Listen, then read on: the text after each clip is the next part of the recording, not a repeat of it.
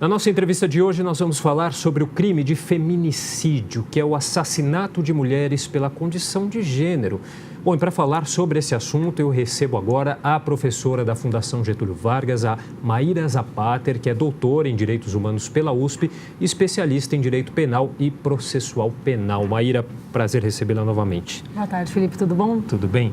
Vamos lá, a gente tem umas informações aqui que eu acho que é importante a gente falar.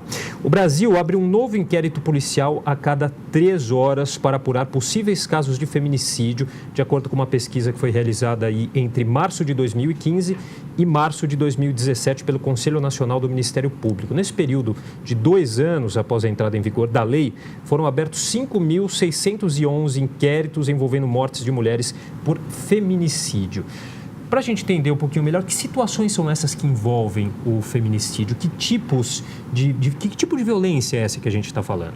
Olha, Felipe, acho que o primeiro ponto para a gente pensar é que o feminicídio é um nome novo para uma violência antiga, que sempre aconteceu. Às vezes pode parecer uma ideia de que não era crime antes se matar mulheres e agora com feminicídio é. Não, isso não é verdade. O feminicídio é o nome que se dá a um crime de homicídio, ele está no mesmo artigo no Código Penal, quando a vítima é uma mulher e aí a redação do artigo vem pelas condições do sexo feminino, que é inclusive uma redação que vai gerar problemas depois na sua aplicação, mas a ideia foi identificar ali aqueles crimes que por muito tempo foram chamados de crimes passionais, de um homem, em geral um homem, né, que se excede no seu sentimento, era tido um pouco como essa ideia, acabava matando essa mulher. Com a evolução das ideias a respeito do que são as relações de gênero, a verificação de padrões de como esses crimes acontecem, muitos países adotaram essa forma de legislação. Agora, o crime ele permanece sendo o mesmo, ele é um assassinato, como a gente fala no senso comum, com uma pena de 12 a 30 anos de reclusão, mas sempre com essa motivação em razão das relações de gênero, como elas se estruturam na sociedade. Agora, como a gente falou aqui no começo da entrevista, é um número altíssimo de situações aqui no Brasil, né, que envolvem o feminicídio. Eu sei que eu acho que a resposta é um pouco complexa, mas o porquê que esse número é tão alto? É uma questão educacional? O que acontece? O que a maior parte das pesquisas indica, a maior parte das autoras e dos autores que pesquisam o tema colocam, é que tem muito a ver com uma questão cultural. Os países onde você tem um número de feminicídios elevados, ou seja, de assassinato de mulheres em razão do gênero, isso está refletindo uma violência contra as mulheres que vai estar em várias esferas da sociedade. Você não tem de um dia para o outro um homem que decide matar uma mulher. A gente observa que isso muito frequentemente vem, recorrentemente, de relações de violência doméstica que começam desde uma violência psicológica, uma violência moral, passa por uma violência física até chegar em um feminicídio. Muitas vezes são mortes evitáveis até. Então a gente fala muito da importância desse componente cultural, que é um dos fatores que mais bem explica esses números serem tão altos. E pesquisas mostram também aí que os estados aí, São Paulo, Minas Gerais, Ceará, Amazonas e Paraná, por essa ordem, foram os estados que mais registraram ocorrências. Imagino que seja até por uma questão de maior registros de casos de feminicídio? Pode ser uma explicação. Quando a gente usa como critério para verificar um crime as ocorrências policiais, o que a gente tem, antes de mais nada, uma informação sobre como a polícia está trabalhando. Porque não necessariamente todos os crimes que aconteceram chegaram até o sistema de justiça, a porta de entrada é pela polícia. Então, claro, pode ser que esses estados, de fato, exista uma correspondência bastante aproximada entre as ocorrências registradas e as que, de fato, aconteceram. Pode ser, mas a primeira informação que a gente tem, com menos dúvida, teve talvez um trabalho mais efetivo aí da polícia de registrar sob o protocolo, que a lei do feminicídio também trouxe, de que houvesse a anotação desses critérios para cada morte intencional de mulheres. Agora, essa lei é de 2015, né, 2015. Maíra? Só a lei aí não basta para diminuir esses casos. Os números são eloquentes, né? Então, quando a lei ela entrou em vigor em 2015, eu estive ao lado de outros especialistas da área que dissemos, olha, achar que a lei isoladamente vai reduzir mortes de mulheres não é uma verdade. Esses 2 anos, pelo menos até aqui, se demonstrou isso. Então, você pensar em uma legislação que a pena já era a mesma, não teve um aumento de pena por ser morte de mulheres. O que a gente teve foi só a nomeação do crime quando ele acontece nessa circunstância específica. Mas a pena de 12 a 30 anos, como das outras formas de homicídio. E essas penas, via de regra, elas são aplicadas. Quando a pessoa ela chega até o sistema de justiça, lá no final ela vai ter penas bastante altas.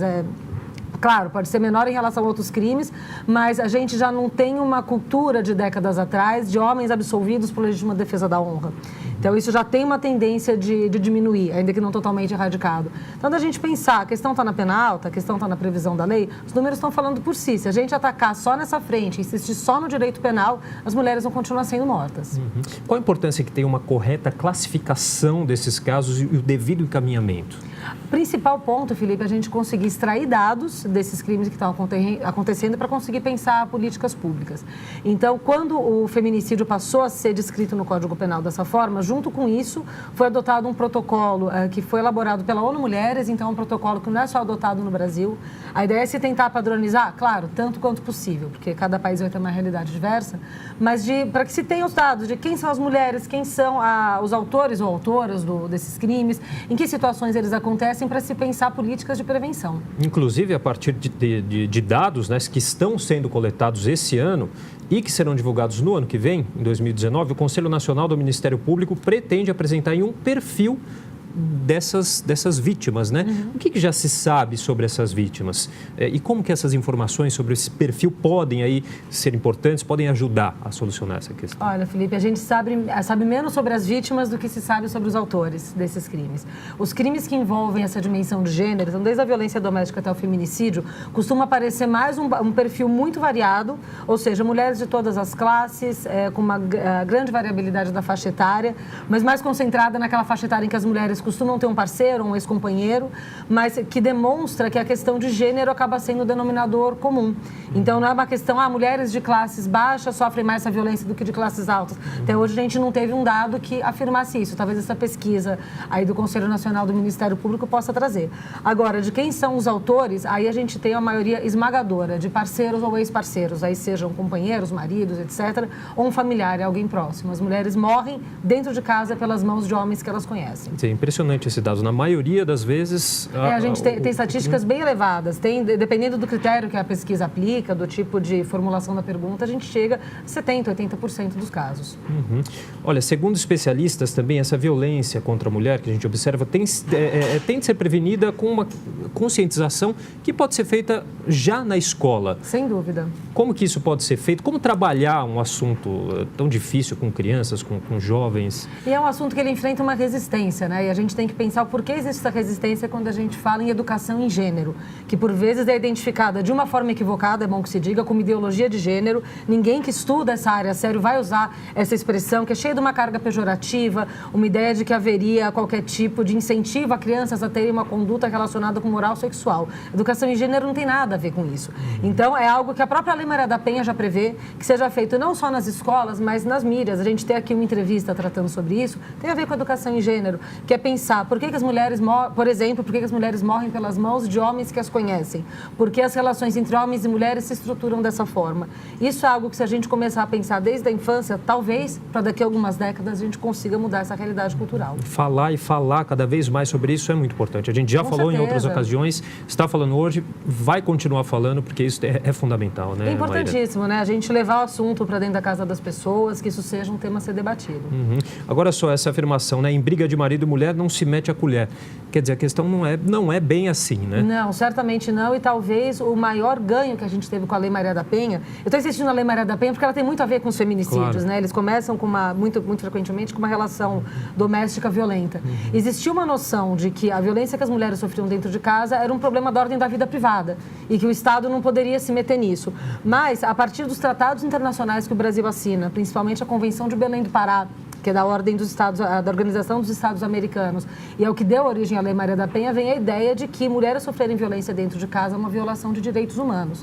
Então, não é meramente um discurso retórico de falar, não, a gente tem que se meter sim. Tem um argumento jurídico para dizer isso. É uma violação de direitos humanos essas mulheres estarem expostas à violência sem proteção do Estado. Tá certo. Queria agradecer a participação da Maíra Zapater, que é doutora em Direitos Humanos pela USP, especialista em Direito Penal e Processo Penal, também professora da Fundação Getúlio Vargas. Muito obrigado pela entrevista. Obrigada, Felipe.